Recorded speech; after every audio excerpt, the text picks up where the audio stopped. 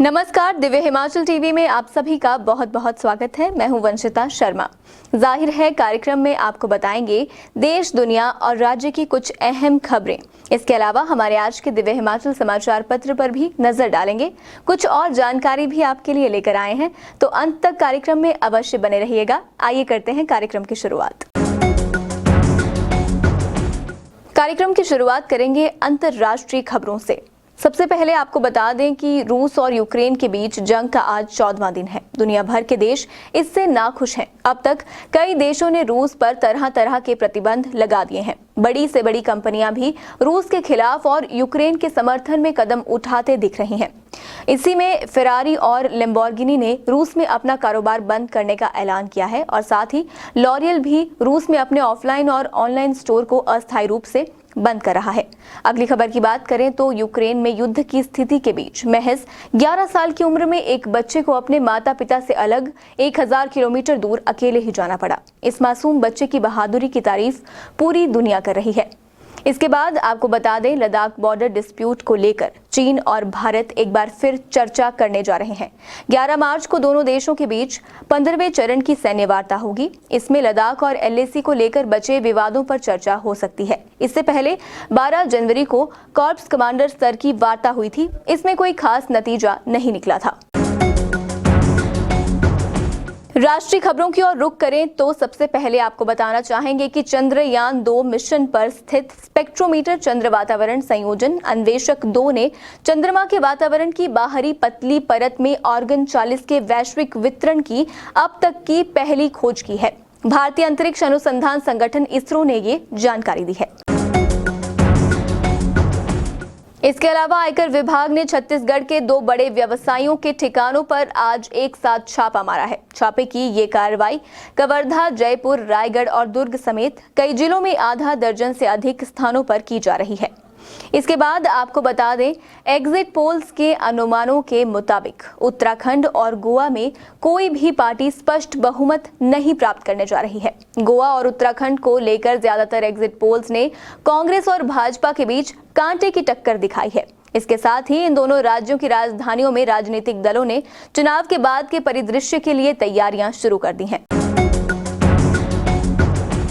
अब रुक करेंगे राज्य की ओर तो राज्य में केंद्रीय सूचना एवं प्रसारण मंत्री अनुराग ठाकुर ऊना में यूक्रेन से लौटे छात्रों से मिले और सभी का कुशलक्षेम जाना और वहां की परिस्थितियों के बारे में भी जानकारी हासिल की।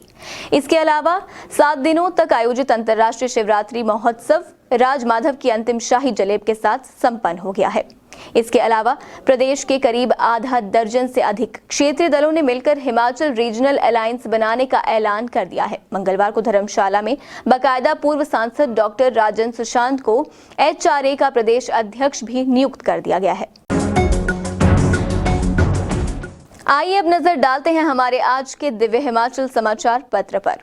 हिमाचल में महिला दिवस पर केंद्रीय मंत्री अनुराग ठाकुर ने हीरो मोटोकार्प के सहयोग से हिमाचल प्रदेश पुलिस को 108 मोटरसाइकिलें भेंट करके महिला सुरक्षा का लोकार्पण किया। इसके अलावा हमारे समाचार पत्र में ये खबर भी है कि विश्व अनुदान आयोग ने मानव भारती विश्वविद्यालय में फर्जी डिग्रियां आवंटित मामले के बाद हरकत में आते हुए देश भर में संचालित 20 अन्य विश्वविद्यालयों को फर्जी घोषित कर दिया है। इसके अलावा तमाम जानकारियां हमारे समाचार पत्र में हैं, आप पढ़ सकते हैं। समाचार पत्र में संपादकीय पृष्ठ की बात करें तो आज इसमें यशपाल के बहाने इस विषय पर लेख है। इसमें लिखा है कि एक और हिमाचल सरकार ने प्रदेश में लता मंगेशकर संगीत महाविद्यालय खोलने की घोषणा करके पर्वतीय वाद्य यंत्रों के सुर छेड़ दिए हैं, तो दूसरी ओर क्रांतिकारी लेखक यशपाल की स्मृति में नादौन में बने साहित्य सदन को अपंग बनाया जा रहा है।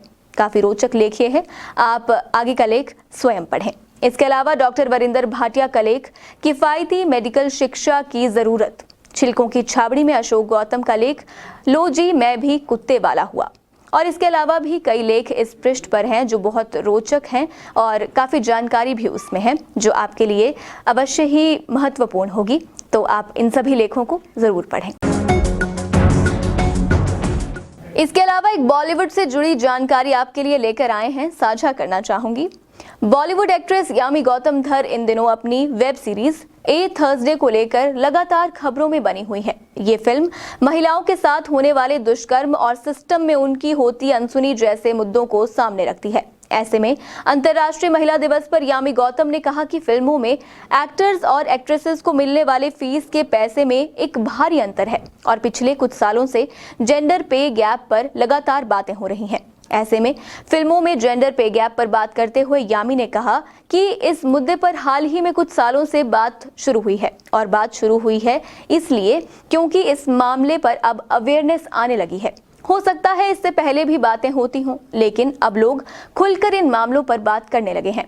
ऐसा नहीं है कि पहले फीमेल लीड की फिल्में नहीं आती थी। मदर इंडिया आई है, श्रीदेवी, समिता पाटिल, वाहिदा रहमान, नूतन, इतनी एक्ट्रेसेस हैं जिन्होंने अपनी लेगेसी तैयार की। लेकिन आज वक्त बदल गया है और अब लोग इन मुद्दों पर बात कर रहे हैं कि बराबरी के पैसे दिए जाएं।